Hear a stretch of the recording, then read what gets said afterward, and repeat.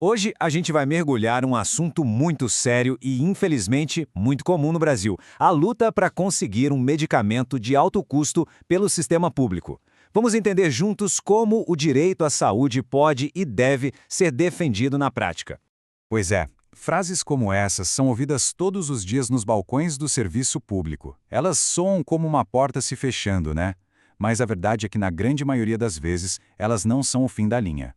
Para começar, vamos entender o tamanho do impacto que um não desses tem. Não é só sobre burocracia, não. É sobre uma questão de vida ou morte. E o ponto central é exatamente este. Por trás de cada papel, de cada processo, existe uma pessoa.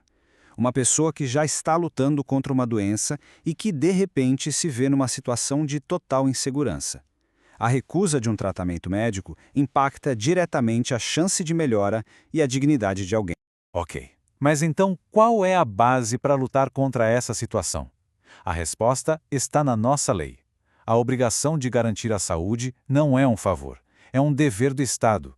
E um dever com uma base jurídica muito, mas muito forte. E aqui está o coração de tudo, artigo 196 da nossa Constituição. Isso não é uma sugestão, não é uma recomendação. É uma ordem, é uma obrigação legal que pode sim ser exigida na justiça sempre que o poder público falhar. E dentro da própria lei do SUS tem um princípio que é a chave para essa nossa conversa: o princípio da integralidade. É ele que ajuda a gente a entender por que o Estado tem que fornecer o tratamento completo. E o que significa integralidade na prática? Significa, basicamente, que o serviço tem que ser completo. Não adianta só ter a consulta. Se o tratamento exige um remédio específico, fornecer esse remédio faz parte do dever do Estado. O cuidado vai do diagnóstico até o medicamento na mão do paciente. Então a gente se pergunta, se a lei é tão clara, por que é tão difícil conseguir? Vamos agora desmontar os dois argumentos, as duas desculpas mais usadas pelo Estado para negar os medicamentos. O primeiro grande mito é a tal da lista da Rename. A desculpa é sempre a mesma. A não está na lista, então não podemos fornecer. Só que a realidade jurídica é bem diferente.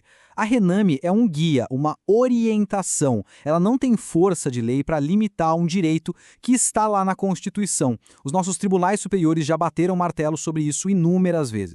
O segundo argumento clássico é a falta de dinheiro, a reserva do possível.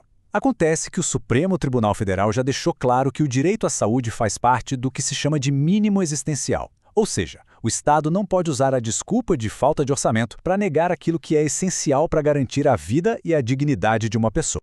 Tudo bem, o Estado disse não. E agora? O que fazer? É aqui que a gente passa para a solução. A Justiça, nesse caso, oferece um caminho claro para que esse direito seja de fato garantido. E a peça-chave nesse caminho é o tema 106 do STJ. Pense nele como um verdadeiro mapa, um guia que os juízes usam para tomar decisões nesses casos de medicamentos. Ele trouxe uma clareza e uma segurança que antes não existiam.